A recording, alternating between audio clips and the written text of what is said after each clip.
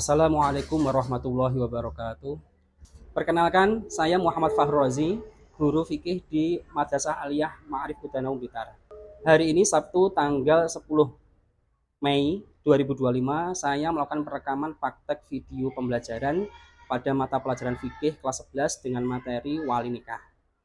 Ada kurang lebihnya saya mohon maaf. Selamat menyaksikan. Wassalamualaikum warahmatullahi wabarakatuh.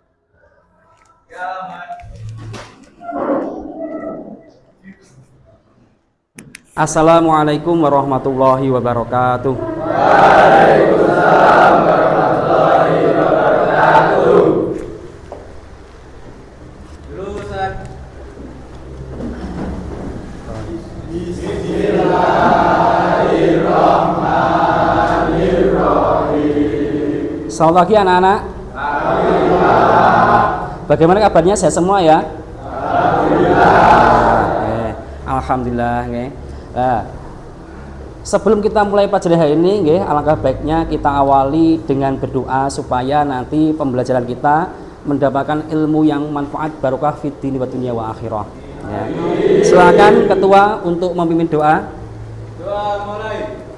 Bismillahirrahmanirrahim. Alhamdulillahi rabbil alamin. Ar-Rahmanir-Rahim.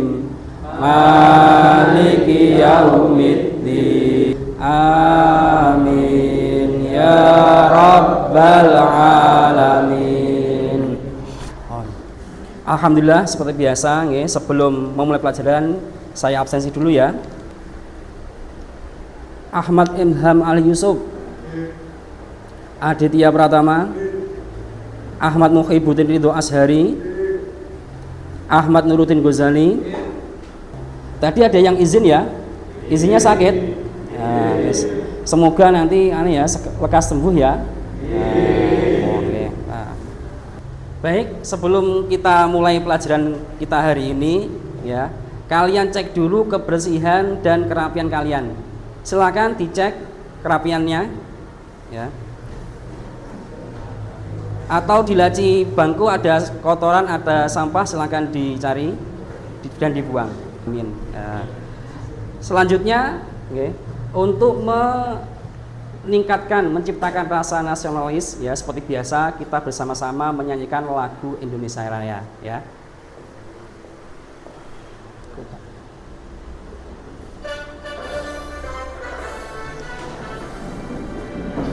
Indonesia tanah airku, tanah tunggu, hiduplah Indonesia Raya. Nah, sekarang kita mulai materinya ya. Nah, hari ini kita belajar tentang fikih ya. Nanti sebelum kita mulai pelajarannya, sampean akan Bapak berikan persoalan ya, studi kasus ya. Studi kasusnya seperti ini. Nah, ini ya. Nanti ada 5 studi kasus yang akan kalian pecahkan secara berkelompok ya. Nah, tetapi sebelum kita membahas tentang materi sebelum kita membahas tentang diskusi ya, terlebih dahulu Bapak akan berikan materi ya, sebagai bahan kalian untuk berdiskusi nanti ya. Nah, minggu lalu kita sudah membahas tentang materi apa? Rukun nikah dan syarat-syaratnya. Coba Bapak tes dulu ya. Di antara kalian masih ada yang ingat enggak ya? Coba rukun nikah ada berapa? Ada 5. Sebutkan. Apa? Calon suami. Ya, terus? Adanya calon istri. Ya. Adanya wali. Nggih. 2 saksi. Nggih, terus? Dan kabul. Ya, ijab dan kabul ya. Rukun nikah jumlahnya ada 5. Meliputi 1, adanya mempelai laki-laki. Yang kedua, adanya mempelai perempuan. Yang ketiga, wali. Yang keempat, dua saksi laki-laki, dan yang kelima ijab dan qabul. Nah, kemarin minggu lalu kita sudah membahas tentang materi mempelai laki-laki dan juga mempelai perempuan. Berarti sekarang kita waktunya membahas tentang wali nikah. Wali nikah. Ya, coba, okay. Di antara kalian ada yang tahu, okay, sudah pernah dengar wali nikah? Sudah ya? Sudah pernah tahu wali nikah ya. Terus ada yang pernah lihat proses nikah? Sudah. Wali nikah itu siapa toh? Wali nikah itu adalah Wali perempuan yang melakukan akad nikah dengan laki-laki. okay. Wali nikah itu adalah wali atau seseorang yang mempunyai hak untuk menikahkan seorang perempuan yang berada di bawah perwaliannya. Terus wali itu apa lagi? Wali harus laki-laki. Terus ada yang tahu lagi wali itu siapa? Yang bisa menjadi wali? Siapa?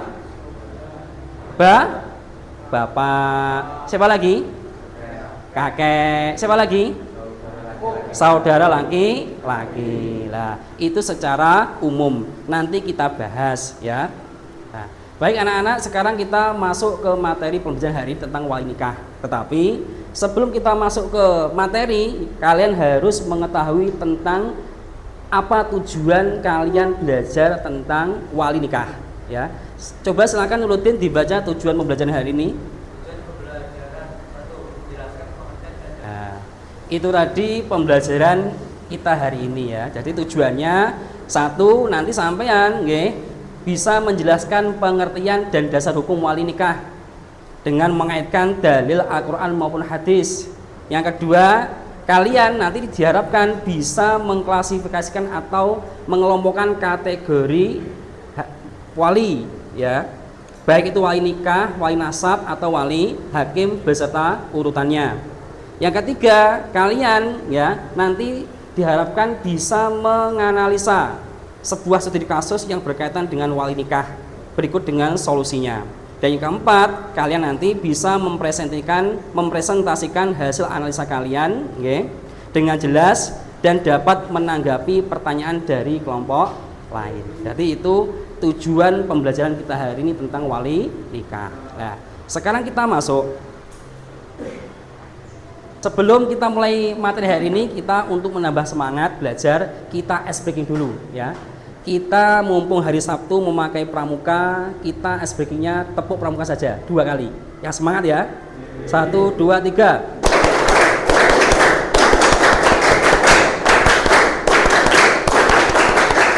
Yes. Yang pertama, pengertian wali nikah ya.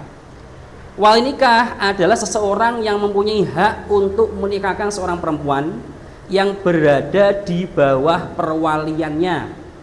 Jadi ya, wali nikah itu termasuk rukun nikah. Apabila wali nikah itu termasuk rukun nikah, berarti wali nikah itu nanti keberadaannya bisa menentukan sah atau tidaknya pernikahan. Ya, karena wali nikah itu termasuk rukun nikah. Ya. Apabila dalam pernikahan itu kok ada wali nikahnya, maka bisa sah, atau apabila tidak ada, maka itu nanti bisa berpengaruh pada ketidaksahan dari pernikahan. Karena wali nikah termasuk rukun nikah. Ya. Berdasarkan hadis la nikaha illa biwaliyin. Tidak sah sebuah pernikahan tanpa adanya wali nikah.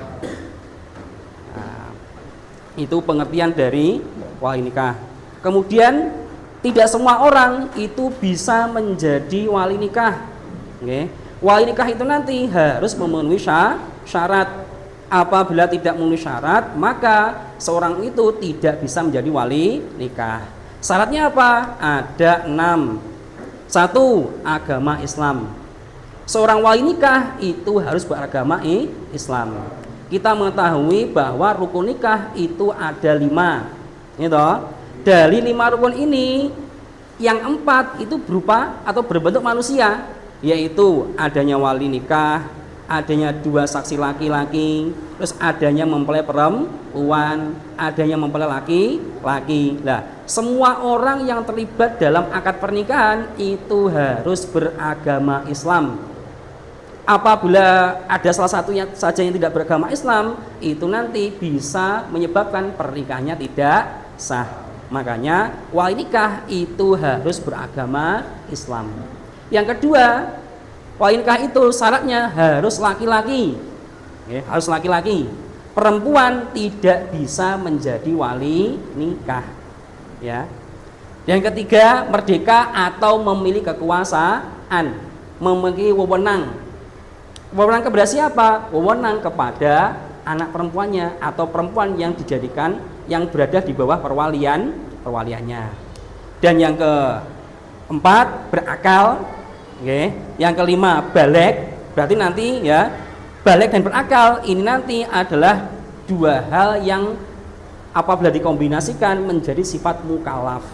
Berarti nanti apabila ada seorang wali, meskipun dia Islam, laki-laki, merdeka, tapi kok mboten mukallaf, tidak mukallaf, maka dia tidak menyukupi syarat untuk menjadi wali nikah. Dan yang terakhir, tidak sedang ihram. Ihram itu apa toh? Haji atau umroh. Artinya, seseorang yang sedang umroh maupun haji alias sedang berstatus ihram, maka dia tidak bisa menjadi wali nikah. Lebih umumnya lagi, tidak bisa menikahkan, tidak bisa menikah, dan tidak bisa dinikahi. Artinya wali nikah, mempelai perempuan, mempelai laki-laki, dan dua saksi laki-laki itu semuanya juga tidak berstatus sedang ihram. Apabila ada orang ihram seperti sekarang ini Mane, ya, ada seorang perempuan kok bapaknya kok ihram haji, maka bapaknya itu tidak bisa menjadi wali nikah. Paham ya? Bisa dipahami ya? Nah, kemudian siapa saja sih wali nikah itu? Nah, seorang perempuan dalam hal pernikahan, dalam hal perwalian, seorang perempuan itu mempunyai dua macam wali. Ada dua macam wali nikah. Yang pertama ada wali nasab dan juga wali hakim. Nah, sekarang kita bahas yang pertama tentang wali nasab. Coba Akbar Sani dibaca pengertian dari wali nasab.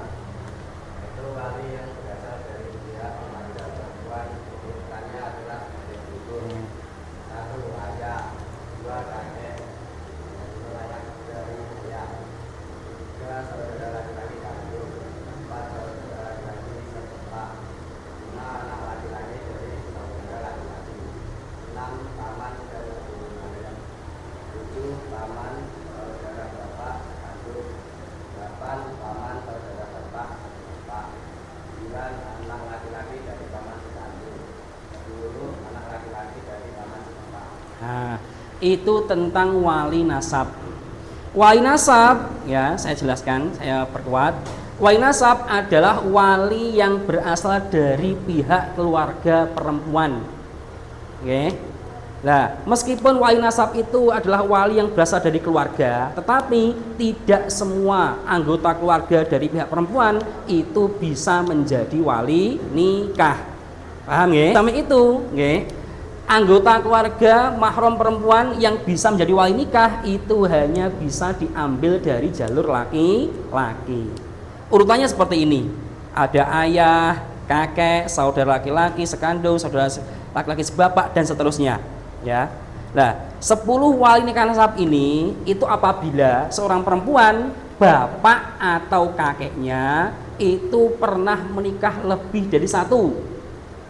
Oke. Apabila kakek atau ayah dari perempuan yang menikah itu kok pernah menikah lebih dari satu, maka potensi, ya, kemungkinan perempuan itu mempunyai wali nasab ada 10 ini. Makanya di sini ada istilah saudara laki-laki sekandung, ada saudara laki-laki sebapak, tunggal bapak dan tunggal kandung. Paham ya? Di sini ada juga paman dari anak laki-laki dari saudara laki-laki. Terus ini ada lagi paman ini, ya. Itu apabila seorang perempuan, ya, itu bapak atau kakeknya pernah menikah kali. Tetapi apabila bapak atau kakek, ya, bapak atau kakek seorang perempuan itu kok hanya menikah 1 kali, maka wali nasabnya cuma ada 6. Siapa itu? Kakek, ayah, kakek, gitu, saudara laki-laki sekandung, kemudian anak laki-laki dari saudara laki-laki sekandung, gitu, kemudian paman, okay, paman atau saudaranya bapak, bisa adik atau kakaknya bapak, ya. Yang terakhir, anak laki-laki dari paman atau saudara laki-lakinya paman, bisa bapak atau adik. Dari sini bisa dipahami ya. Nah, kemudian wali nikah ini harus digunakan secara urut, tidak boleh diacak, tidak boleh kalau dalam bahasa Jawa diplenco-plenco, diganggang, tidak boleh, harus secara urut. Artinya apa? Selama bapak itu masih ada, masih hidup dan bisa memberikan perwalian, maka semua nikah yang ada di bawah ini tidak bisa digunakan. Paham ya? Tapi nanti apabila bapak itu sudah meninggal atau tidak bisa memberikan perwalian, baru bisa turun ke bawahnya kakek, ya. Lah, kakek ini, kakek yang bisa menjadi wali nikah itu hanya kakek dari jalur ayah. Maka di sini dijelaskan ayah dari ayah, maksudnya kalau ayah dari ibu itu tidak bisa menjadi wali nikah, harus harus kakek dari jalur bapak. Apabila kakek tidak ada, pindah kepada saudara laki-laki sekandung, bisa kakak atau adik. Tapi apabila tidak ada, ya, pindah kepada saudara laki-laki sebapak dan seterusnya, ya. Nah, intinya dari semua materi ini, dari semua urutan wali nikah ini, semuanya harus memenuhi syarat. Agamanya Islam, harus laki-laki, harus merdeka, harus baligh, harus berakal, dan juga harus tidak sedang dalam keadaan ihram. Apabila kok tidak memenuhi syarat, maka nanti, ya, bisa turun ke perwalian si bawahnya.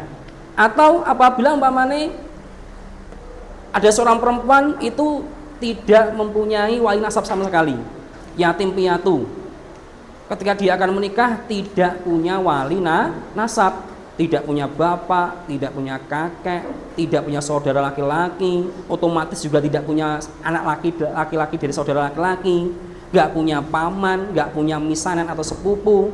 Lantas yang menikahkan siapa itu? Wali hakim. Nah, wali hakim itu siapa toh? Yeah. Wali hakim itu adalah wali yang ditunjuk negara. Jika wali nasab tidak ada atau tidak bisa memberikan perwalian. Jadi, ya, seseorang yang bisa menjadi wali nasab, wali hakim itu harus mendapatkan SK, harus ditunjuk langsung oleh negara. Apabila tidak ditunjuk oleh negara, maka tidak punya hak untuk menjadi wali hakim. Nah, wali hakim dalam ranah Indonesia, negara kita, sebenarnya wali hakim itu adalah presiden. Ya, dalam fikih wali nikah hakim itu dipegang oleh amir. Amir itu siapa? Kalau dalam negara kita, amir itu dijabat oleh presiden. Makanya yang berhak menjadi wali hakim itu adalah presiden. Tetapi presiden itu nanti untuk mengurusi pernikahan wali hakim se-Indonesia terlalu sulit, terlalu luas. Maka presiden punya wakil, ya, punya badal. Namanya adalah Menteri Agama. Menteri Agama juga seperti itu.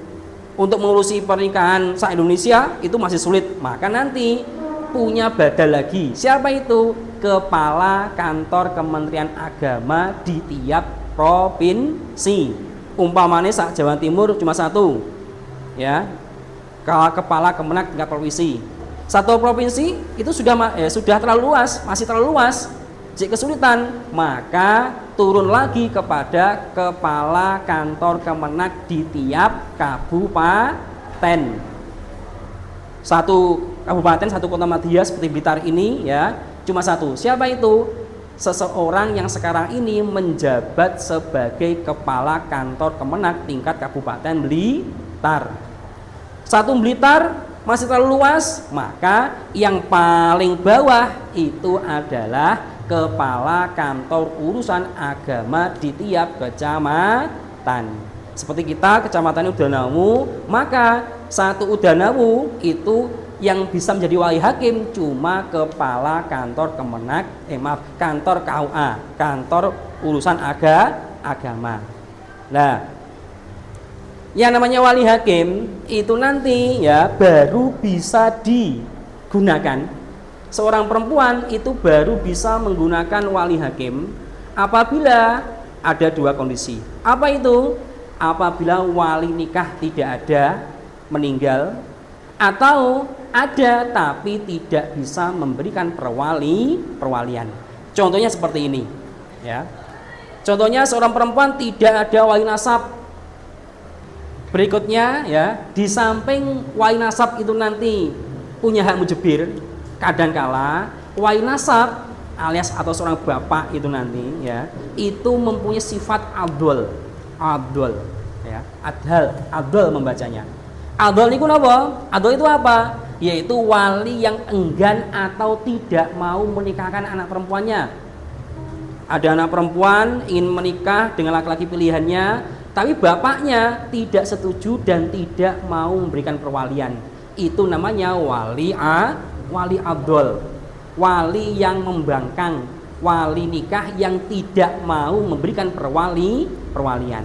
Nah, dalam kasus seperti ini, apabila ada seorang wali kok adol tidak mau menikahkan anak perempuannya dengan pilihannya mereka sendiri, kan kadang-kala perempuan itu kan ingin menikah dengan pilihan mereka sendiri, nggih, biasanya. Tapi biasanya ada satu kondisi di mana bapak itu nggak mau, entah dengan alasan apapun, bapaknya nggak mau menikahkan, nggak mau memberikan perwalian. Nah, apabila ada kasus seperti ini, ya, maka solusinya adalah perempuannya itu harus lapor ke hakim, lapor ke KUA, lapor kepada pengadilan agama untuk mencari solusi, untuk mencari bantuan. Jangan malah nanti biasanya apa? Nikah lari, kawin lari itu biasanya, gitu. Enggak disetujui bapak, akhirnya kawin lari. Di kawin lari, di tempat pelarian menikah. Yang jadi wali nikah siapa? Otomatis itu nikahnya mboten sah. Nah, apabila ada kasus seperti itu, ya, solusinya adalah perempuannya lapor ke pengadilan agama atau minta bantuan kepada kepala KUA. Untuk apa? Untuk mengklarifikasi kepada wali nikah. Bapaknya dipanggil. Nyapa toh? Kenapa toh? Bapaknya itu kok gak gelem menikahkan? Alasannya apa? Oke, alasannya apa? Nah, alasannya apapun, kok bapak itu sampai gak mau memberikan perwalian kepada anak. Nanti apabila sudah didamaikan nggak bisa, diberi solusi oleh kepala KUA nggak bisa, gitu. Anak perempuannya tetap kukuh dengan pendiriannya, mau menikah dengan pilihannya. Apabila nggak mau dengan itu, nggak gelem nikah. Tapi di satu sisi bapaknya kok tetap adol. Nanti ya bapaknya itu nanti, baik materi kita sudah selesai sampaikan ya, seperti yang saya sampaikan tadi. Hari ini kita pembelajarannya secara diskusi. Silakan kalian membentuk kelompok ya, kelompoknya berisi 4 anak, silakan. Nah, ayo ya kelompok.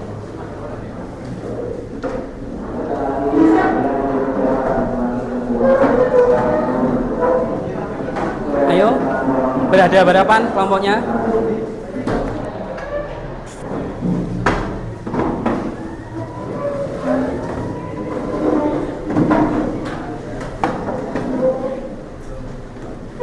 Ayo dang, ini aman.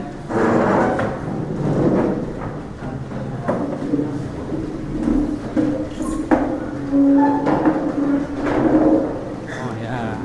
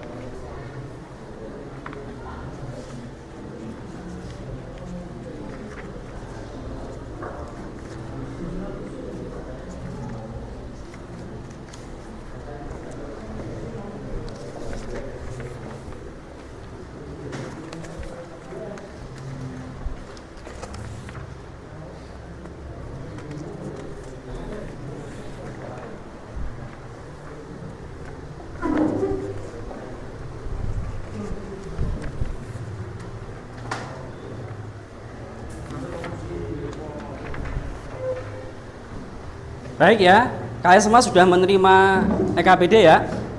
Ya. Sebelum kita mulai diskusinya, terlebih dahulu Bapak akan membacakan petunjuknya. Oke. Petunjuknya silahkan ya dibaca, nanti studi kasusnya dibaca dengan seksama. Kemudian yang kedua, diskusikan dalam kelompok untuk menjawab pertanyaan-pertanyaan berikut berdasarkan pemahaman kalian dan dari sumber informasi yang relevan. Berikutnya, tuliskan hasil diskusi kalian pada kolom yang telah disediakan. Dan yang terakhir, siapkan presentasi singkat untuk menyampaikan hasil diskusi kalian nanti di depan. Ya, jadi nanti setelah kalian selesai berdiskusi, jawabannya ditulis di situ dan nanti secara bergiliran kalian akan Bapak suruh untuk maju ke depan untuk presentasi. Bisa dipahami ya? Silakan dikerjakan.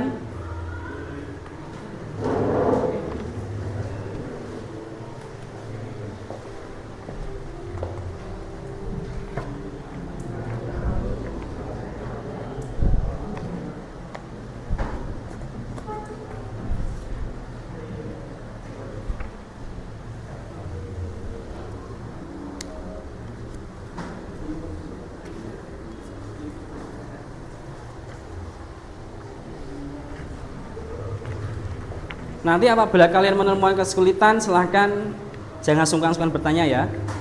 Nanti saya bapak bantu nanti.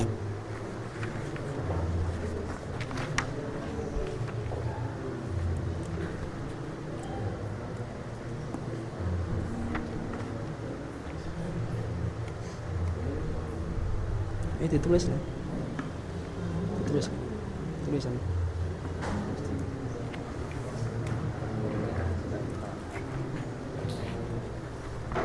Dijawab. Itu kelompoknya ditulis. Kelompok.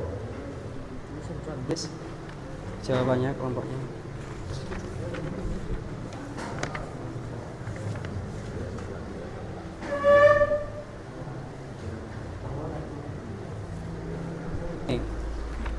Sambon. Kalau sudah jawabannya ditulis di situ. Di situ. Didiskusikan dulu nggih. Ini kelompoknya 5.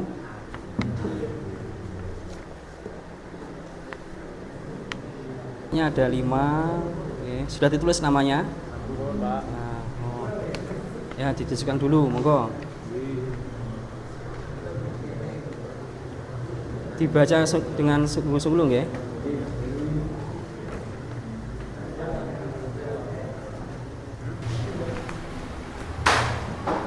Bagaimana anak? Sudah selesai diskusinya? Sudah. Berarti sekarang waktunya untuk presentasi kelompok satu persatu ya. Dimulai dari kelompok 1, silakan kelompoknya Nuruddin maju ke depan. Semuanya monggo.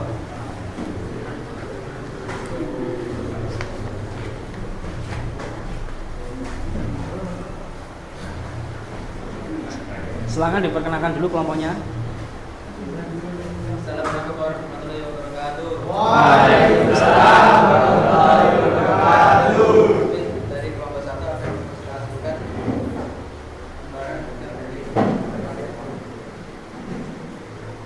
soalnya adalah mungkin ada seorang gadis Hindu yang sedang menjadi malam ketika ia akan menikah dengan rezeki. Karena ingin juga seorang Hindu tidak berhenti tata cara menikah dengan rezeki. Bagaimana menikah seperti di atas. Jawabannya adalah dalam Islam wali harus beragam Islam karena ayahnya non muslim, dia tidak sah jadi wali nikah dan tidak bisa memanggilnya daripada penghulu. Maka yang sah menjadi walinya adalah wali hakim dari penghulu sebagai petugas negara, bukan atas perwakilan dari ayahnya, tetapi atas dasar tidak adanya wali nasab yang sah. Nah, itu tadi presentasi dan jawaban dari kelompok 1. Mungkin dari kalian dari kelompok lain ada yang ingin bertanya? Saya Pak, Oh ya, silakan Renzo.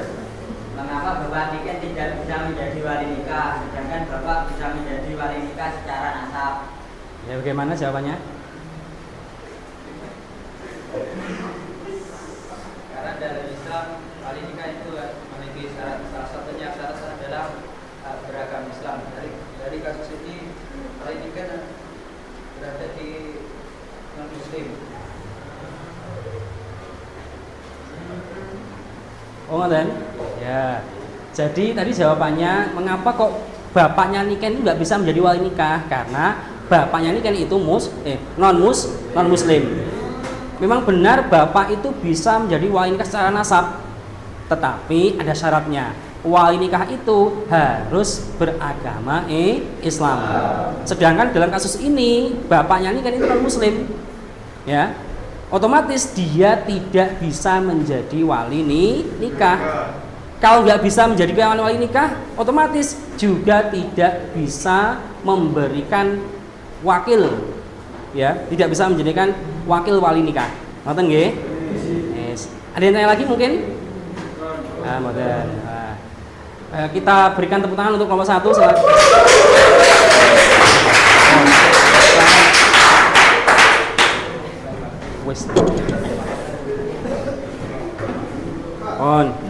Kelompok berikutnya, kelompok 2, silahkan.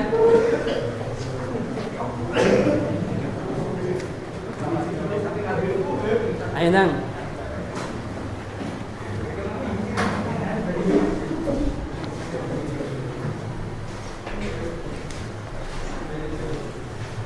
Nah, itu tadi presentasi dari teman-teman kalian, ya, terkait materi yang pertama tentang seorang gadis Islam tapi bapaknya non muslim, gitu. Bapaknya non muslim. Nah, anehnya bapaknya yang non muslim itu mewakilkan perwaliannya kepada penghulu. Nah, dalam kasus ini, ya, otomatis bapak yang non muslim itu tidak sah menjadi wali. Kalau nggak bisa menjadi wali, otomatis dia juga tidak bisa memberikan perwakilannya kepada bapak penghulu. Maka otomatis sehingga dalam kasus seperti ini sebenarnya solusinya adalah Niken itu langsung menggunakan wali hakim, nggak usah memakai perwalian, menggunakan perwakilan, ya, langsung menggunakan wali hakim. Kemudian yang kedua, tentang seorang gadis yang bernama Ani yang ingin menikah dengan laki-laki pilihannya tetapi bapaknya tidak mau menjadi wali. Nah, ini namanya kasus wali adol, di mana wali adol itu adalah wali yang tidak mau memberikan perwaliannya. Nah, tadi jawaban dari teman kalian itu sudah benar. Apabila seorang bapak itu tidak mau memberikan perwaliannya, otomatis bisa menggunakan wali hakim. Jadi jawaban dari teman kalian itu sudah benar. Nah, tugas kelompoknya sudah selesai. Sekarang Bapak akan bagikan kepada kalian tugas individu, ya. Nanti silakan dijawab, ya. Nurutin mungkin bisa dibantu diberikan teman-temannya.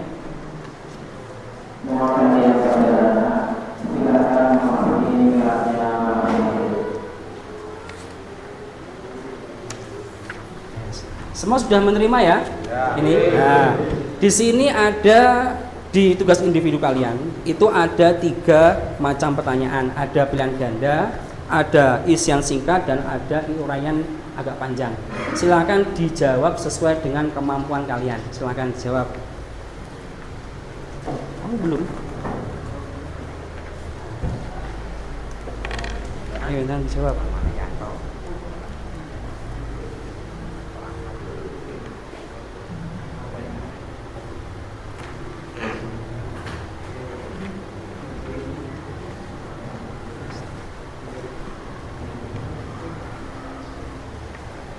Gimana, sudah selesai tugasnya? Kalau sudah selesai silakan dikumpulkan ke depan. Ayo silakan dikumpulkan.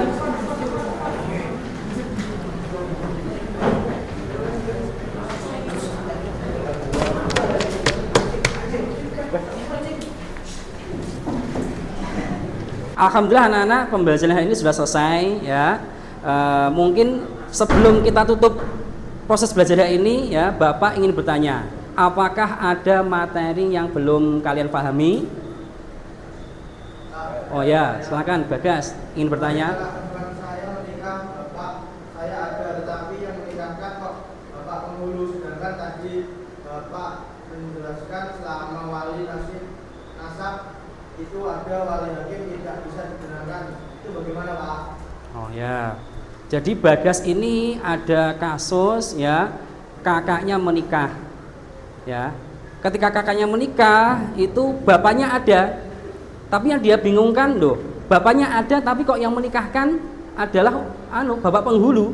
Ya, sedangkan tadi bapak menjelaskan bahwa selama bapak atau wali nasab itu ada, maka penghulu atau dalam hal ini adalah wali hakim itu tidak bisa digunakan. Nah, jawabannya jadi gini. Dalam perwalian itu ada yang namanya diwakilkan. Jadi wali nasab itu nanti bisa mewakilkan perwaliannya kepada orang-orang yang beliau kehendaki.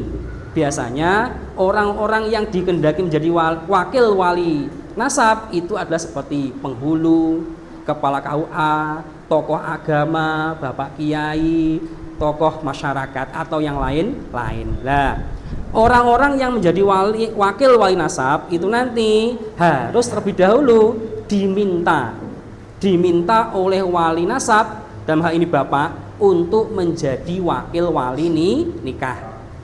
Selama tidak ada permintaan dari wali nasab kepada orang lain untuk menjadi wakil, maka selain wali nasab itu tidak bisa menjadi wali nikah. Ngerti ya? Jadi dalam kasus kakaknya Bagas itu bapak penghulu itu menikahkan, posisinya sebagai wakil wali nikah. Wakil dari siapa? Wakil dari bapaknya. Berarti tadi sebelum mengijabi itu sudah terjadi perwakilan, diminta menjadi wakil wali nikah. Itu baru bisa menjadi wali nikah. Begitu Bagas ya? Ada yang tanya lagi mungkin?